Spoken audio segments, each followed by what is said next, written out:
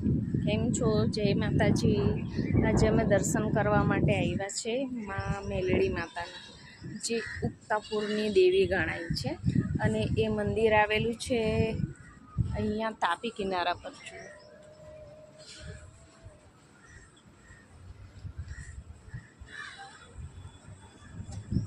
આ માતાજીનું મંદિર તાપી કિનારા પર છે.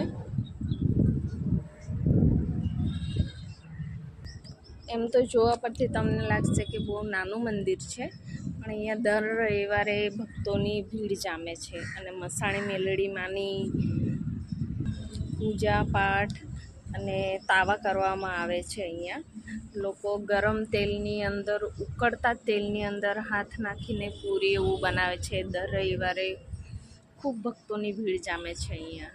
તો ચાલો આપણે દર્શન કરીએ મંદિરના.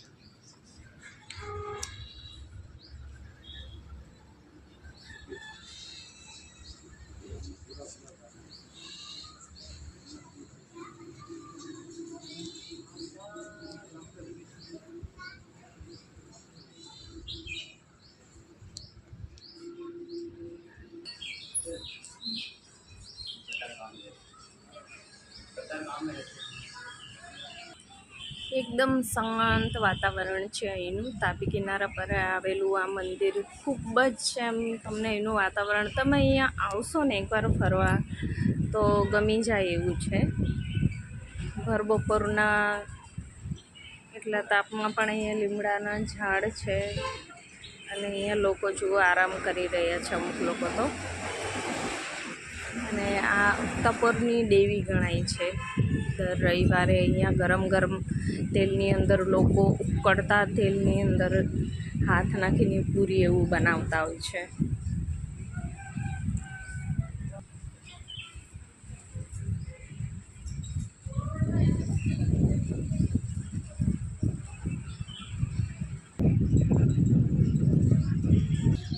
જો આ માતાજીના બકરાઓ છે, જેમ મેલડી માતાનું વાહન ગણાય છે આ બકરા.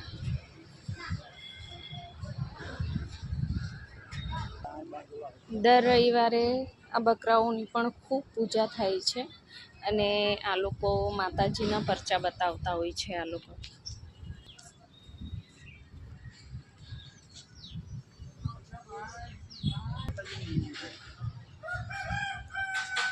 માતાજીના વાહન ગણાતા બકરાઓની પણ ખૂબ પૂજા થાય છે દર રવિવારે.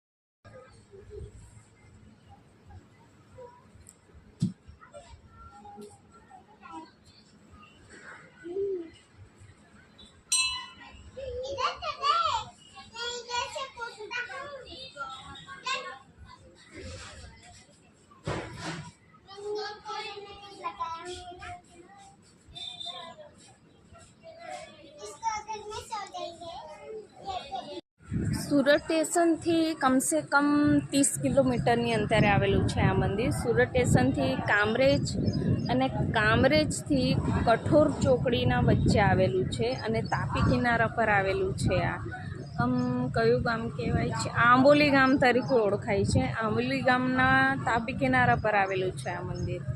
તો આપ સૌ આ મંદિરની મુલાકાત જરૂર લેજો. નાનું એવું મંદિર છે પણ માતા મેલડીની ખૂબ સરસ એમ અહીંયા જગ્યા છે દર્શન કરવા માટે માતાજીની, અને તાપી કિનારો છે અને વાતાવરણ એનું સારું છે.